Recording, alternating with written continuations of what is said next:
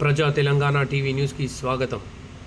ఈరోజు జగిత్యాల పట్టణంలోని 44వ వార్డులో కాంగ్రెస్ పార్టీ గ్యారంటీ కార్డు గురించి ప్రజలకు వివరిస్తూ నిజామాబాద్ పార్లమెంట్ కాంగ్రెస్ పార్టీ అభ్యర్థి టి జీవన్ రెడ్డి గారిని చేతి గుర్తుకు ఓటు వేసి భారీ మెజారిటీతో గెలిపించాలని కోరుతూ ప్రచారం చేయడం జరిగింది.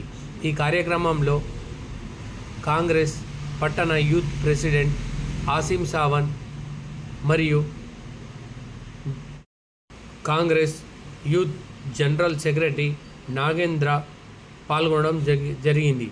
ముఖ్య అతిథిగా కాంగ్రెస్ నాయకులు దేవేందర్ రెడ్డి గారు పాల్గొనడం జరిగింది.